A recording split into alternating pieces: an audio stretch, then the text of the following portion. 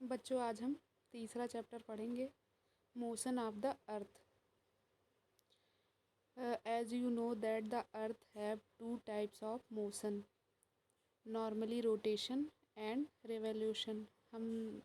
आप जैसा कि आप जानते हैं कि पृथ्वी जो है दो प्रकार से मोशन करती है, गति करती है। नॉर्मली होता है एक रोटेशन मतलब घूमना, एक रिवॉल्यूशन मतलब होता है चक्कर लगाना। Rotation is the movement of the earth on its axis. Rotation मतलब होता है घूर्णन। क्या होता है कि पृथ्वी अपने ही अक्ष पे चक्कर लगाती है। अक्ष मतलब जैसे लट्टू नाचता है, ऐसे पृथ्वी भी अपने स्थान पे स्थिर होकर ऐसे गोल गोल घूमा करती है। The movement of the earth round the sun in the fix path of orbits it's called revolution. ठीक है। द मूवमेंट ऐसी गति जिसमें जो है पृथ्वी जो है राउंड घूमती है, सूरज के चारों ओर घूमती है। एक फिक्स मतलब होता है एक निश्चित, पाथ मतलब होता है रास्ते पर, एक निश्चित रास्ते पर या मार्ग पर पृथ्वी जो है सूरज का चक्कर लगाया करती है, उसे रिवॉल्यूशन बोलते हैं, मतलब कहते हैं। जैसे आप लोग पूजा करते हो, शंकर जी के मंदिर जाते हो तो भगवान शिव के शिवलिंग का राउंड राउंड चक्कर लगाते हो एक निश्चित मार्ग से होते हुए। सेम उसी तरह रोटेशन जो है लट्टू वाली गति होती है, और रिवॉल्यूशन मतलब होता है किसी चीज़ का, किसी वस्तु का चक्कर लगाना, जैसे पृथ्वी लगाती है चक्कर सूरज का। नेक्स्ट पैरा पे हम देखेंगे, the axis of the earth which is an imaginary line. जो है एक्सिस, पृथ्वी अपने अक्ष पे एक काल्पनिक रेखा पर क्या करती है, मेक द एंगल, एक काल्पनिक रेखा पर एक एंगल मतलब कोण बनाती है जो 66.5 डिग्री का होता है विद द ऑर्बिट प्लेन पे। The plane form by the orbit is known as the orbit plane. ये जो प्लेन फॉर्म करती है, निर्माण होता है जिस ऑर्बिट का इस प्लेन पे, उसी को हम बोलते हैं ऑर्बिट। ऑर्बिटल प्लेन मतलब अक्षीय प्लेन, अक्षीय कक्ष। The earth receive light from the सन।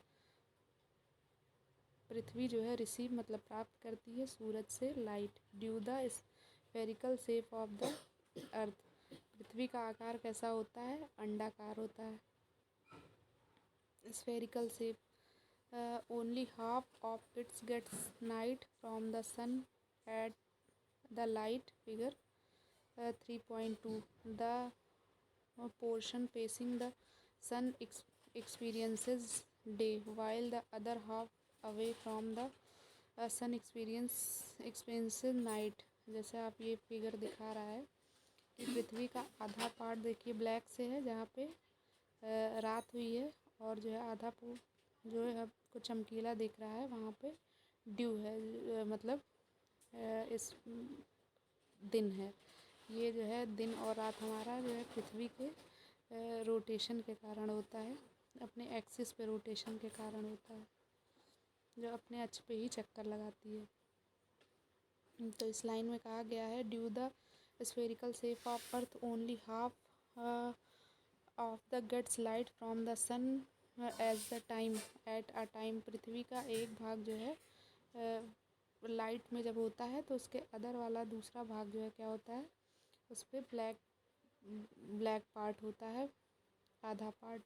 क्योंकि सूरज की रोशनी जब एक साइड पड़ेगी और एक साइड नहीं पड़ेगी तो जिस साइड पड़ती है वहाँ दिन होता है और अदर साइड इसकी रात होती है। The circle of divided at the day from the night at the globe is called circle of illumination. ठीक है।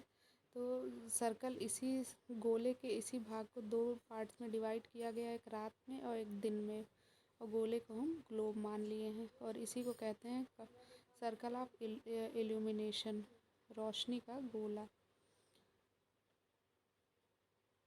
The circle does not coincident with the axis as you see in the figure. ये circle इस गोले पे हम देखते हैं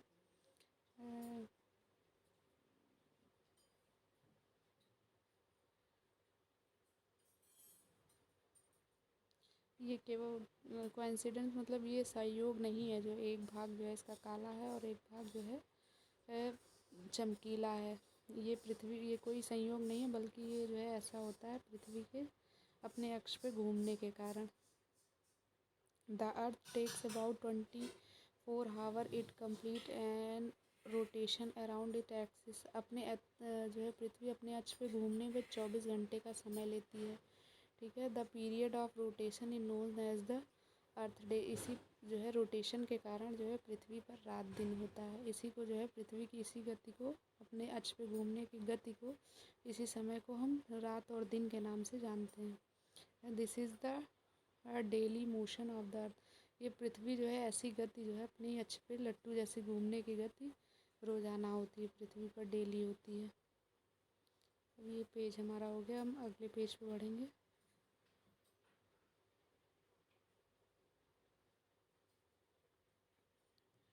What would you have? What would happen if you Earth did not rotate? अगर आप सोचिए कि पृथ्वी अपने अक्ष पे ना घूमे तो क्या होगा। The portion of the Earth facing the sun would always experience day। जो है पृथ्वी अगर जो है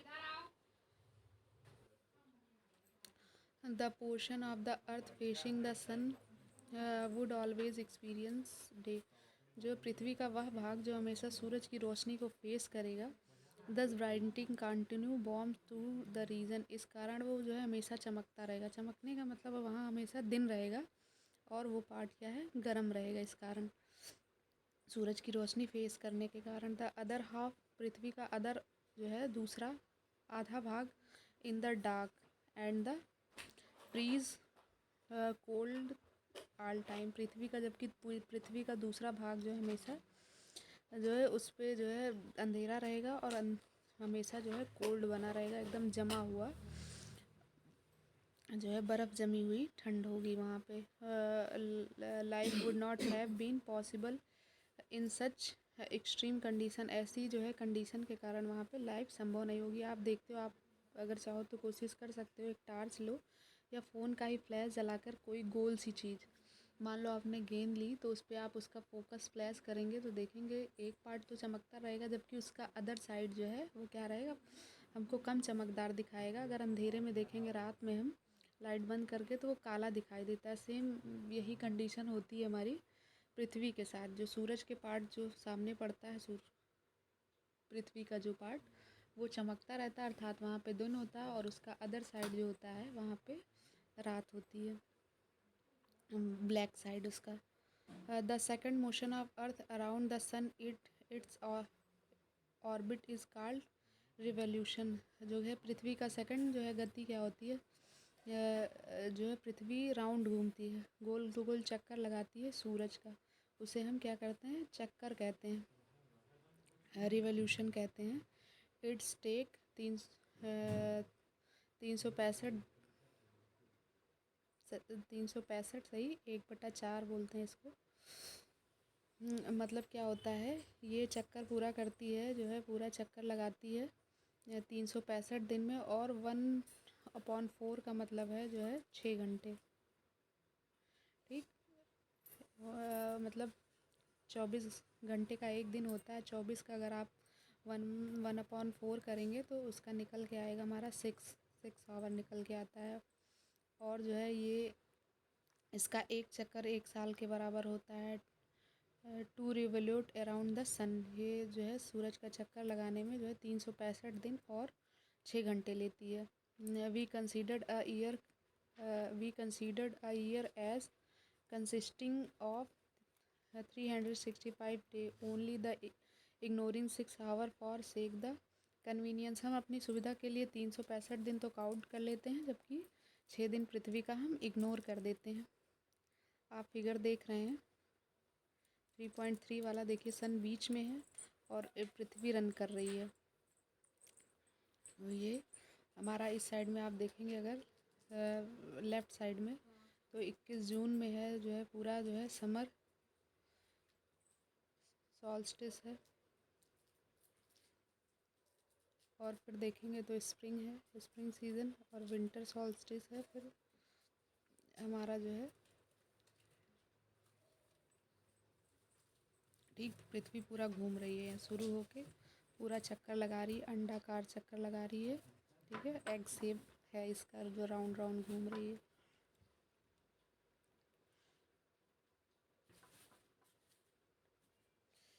autumn, spring, winter and summer season पृथ्वी के इसी गति के कारण होता है।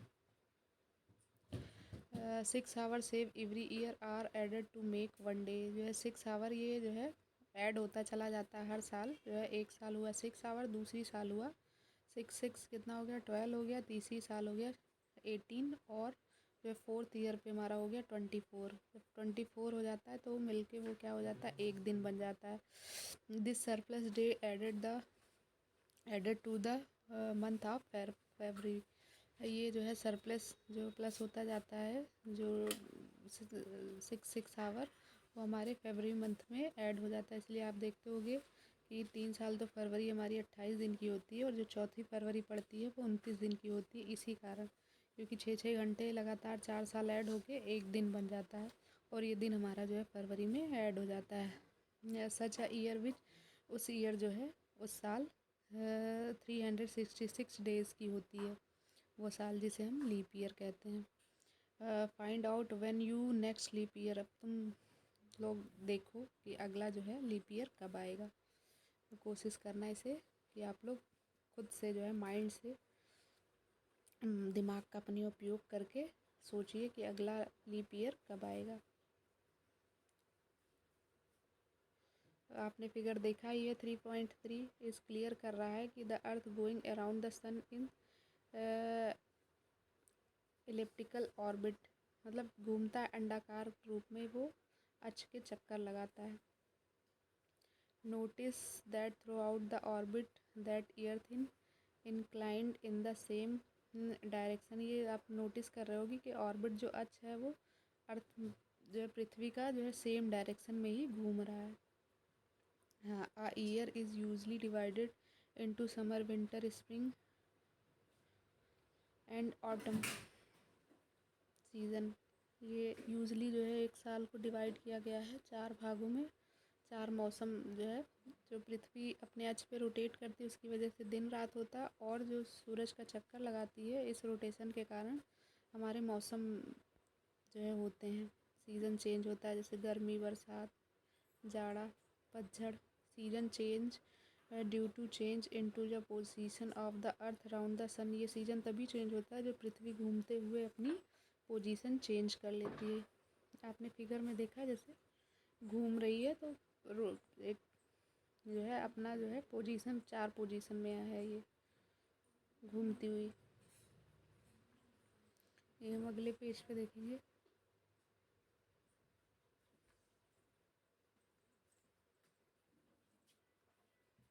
Look at the figure 3.3. You will see that 21 June the northern hemisphere is tilted toward the sun. आपने देखा कि जो है 21 जून को नॉर्थन मतलब होता है पूर्वी गोलार्ध पे, जब सन आता है, the rays of the fall directly on the tropic of the cancer. तो सूरज की नॉर्थन हेमिस्फीयर मतलब होगा जो उत्तरी गोलार्ध पर जब आता है तो सूरज की किरणें डायरेक्ट ट्रॉपिकल, मतलब सूरज पे जो है डायरेक्ट पड़ रही है, सूरज पे उसकी किरण डायरेक्ट पड़ती। As the result this area receive more heat. इसका रिजल्ट होता है उस एरिया पे ज़्यादा जो है हीट, सूरज की रोशनी क्या करती है, गर्मी देती है, तो ज़्यादा गर्म होता है वो area. That area near the poles, ये एरिया ध्रुवों पे होता है। Receive less heat as the rays of sun are slanting. जो है ध्रुवों पर ऐसा होता है, एक जगह तो डायरेक्ट सूरज की किरणें पड़ती है, जबकि दूसरी साइड हल्की जो है तिरछी होकर पड़ती है। The north pole of the inclined toward the sun, and the place beyond the Arctic Circle experience continuously daylight for about 6 months। इसी का रीज़न होता है नॉर्थ पोल। नॉर्थ मतलब होता है उत्तरी गोलार्ध पे जो है लगातार सूरज की किरणें जो है सीधी एकदम पड़ने के कारण यहाँ कंटिन्यू 6 महीने क्या होता है, दिन ही होता है, और रात क्या होती है बहुत छोटी सी होती है। Since the large portion of northern hemisphere is getting light from the sun. It is summer in the region north of the equator. यही रीज़न है कि सूरज की किरणें लगातार पड़ती है तो वहाँ एकदम गर्मी, भयंकर गर्मी का मौसम होता है. The longest day and the shortest night at these place occur in 21 June. तो 21 जून तक जो है इस प्लेस पर लंबा दिन होता है और छोटी सी रात होती है. At this time the in the southern hemisphere all these conditions are received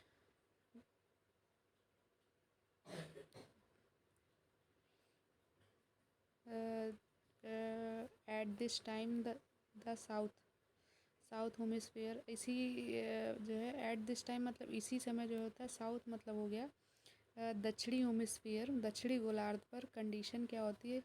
reverse मतलब इसी की जस्ट उल्टी होती. It is winter season. यहाँ पे क्या होता है? सर्दियों का मौसम होता है. Night are longer. नाइट जो है रातें लंबी होती है और दिन क्या होता है? छोटा सा होता है. This position of earth is called summer solstice. इस कंडीशन को कहते हैं समर. मतलब होता है गर्मी, गर्मीय क्षेत्र.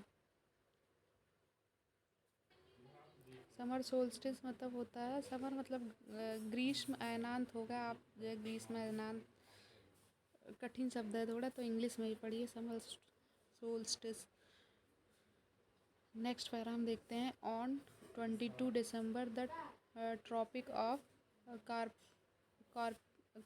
Capricorns receive direct rays of the sun as the south pole tilts toward it. जो है अब हम देखते हैं जो है दूसरा पैराग्राफ में. तो 22 दिसंबर को जो है कैप्रिकॉर्न मतलब मकर रेखा जो है रिसीव करती है.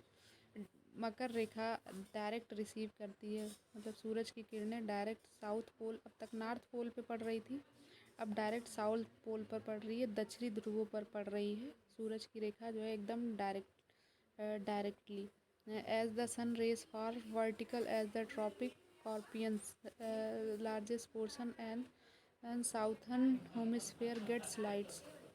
इसलिए जो है अब इसका जो है इस पे क्या हो रहा है कि सूरज से वर्टिकली मतलब थोड़ा क्षैतिज होकर इस कॉप्रिकॉर्न पे पड़ रही है सूरज की line. Large portion southern hemisphere gets light. अब जो है साउथ का लार्ज पोर्शन जो है गेट लाइट को ज़्यादा प्राप्त कर रहा है. Therefore summer in the southern hemisphere. इसी कारण जो है साउथर्न हेमिस्फीयर पे लॉन्गर डेज बड़ी जो है रातें होंगी और छोटे दिन होंगे, क्योंकि सूरज की किरणें साउथ पोल पर अब जो है डायरेक्ट पड़ रही है. मतलब साउथ मतलब दक्षिणी ध्रुव पर डायरेक्ट पड़ रही है, जिस कारण यहाँ की रातें जो है लंबी होंगी और दिन छोटे होने लगेंगे. The reverse happens in the northern hemisphere. इसी का जस्ट उल्टा जो है नॉर्थर्न हेमिस्फीयर मतलब पूर्वी जो है गोलार्ध पर पड़ेगा. In this position is the earth is called winter solstice. अब इसका जो है जस्ट उल्टा होगा. उस समय जो है वहाँ पे पृथ्वी जो है विंटर सोल्स्टाइल होगा. वहाँ पे मतलब विंटर मतलब होता है जो है सर्दी वाला एकदम भयंकर मौसम होगा. वहाँ पे बर्फ़ जमी होगी. ठीक है. Do you know that Christmas is celebrate in Australia in this summer season. क्या आप जानते हैं कि जो है ऑस्ट्रेलिया में समर सीज़न में जो है क्या मनाया जाता है? क्रिसमस मनाया जाता है. On 21 March and September 23 direct rays of sun fall in the equator. Equator पर सूरज की किरणें डायरेक्ट गिरती हैं. At the position northern of the pole स्टेटल toward the sun so that whole earth experience equally day and equal night. जो है सूरज की किरणें डायरेक्ट इक्वेटर पे एक सी पड़ती हैं, तो इसलिए वहाँ पे दिन और रातें क्या होती हैं? बराबर होती हैं. This is called an equinox. और इसी को कहते हैं इस पोजीशन को इक्वेनेक्स कहते हैं. On 23 September it is the autumn season in the north hemisphere and spring season in the southern hemisphere. 23 सितंबर को जो है यहाँ पे सीज़न होता है. एटम सीज़न मतलब होता है कि पतझड़ का मौसम, और नॉर्थन हेमिस्फीयर पे स्प्रिंग सीजन होता है, सावन। स्प्रिंग मतलब सावन बसंत जो भी कह लें आप। The opposite this is the case 21 मार्च। इसके आगे नेक्स्ट पेज पे होगा, इसी का अपोजिट 21 मार्च को होगा। When the spring season northern hemisphere, north मतलब पूर्वी गोलार्ध पर सीज़न होगा स्प्रिंग मतलब सावन का मौसम होता है, और सॉरी बार बार मैं पूर्वी गोलार्ध बोल दे रही हूँ। नॉर्थन हेमिस्फीयर मतलब हो गया उत्तरी गोलार्ध, एंड जो साउथर्न हेमिस्फीयर मतलब हो गया दक्षिणी गोलार्ध। उत्तरी गोलार्ध पे होगा स्प्रिंग मतलब सावन का मौसम होगा, और इसी के उल्टा दक्षिणी गोलार्ध पर होगा पतझड़ का मौसम। दस you find that there are days and night change in the season because the rotation and revolution of the earth respectively। जो है आप देख जो है इसी का मतलब है, इसका मतलब है दस द फाइंड, इसी कारण आप पाते हैं कि दिन और रात जो है चेंज होते हैं। दिन रात और मौसम हमारा चेंज होता है पृथ्वी की गति के कारण। एक होता है रोटेट करती है जो अपने अक्ष पे, एक होता है जो चक्कर लगाती है सूरज का। इसी के कारण जो है पृथ्वी के इसी गति के कारण जो है दिन रात होती है और मौसम में परिवर्तन होता है। उम्मीद है आपको पाठ समझ में आया होगा।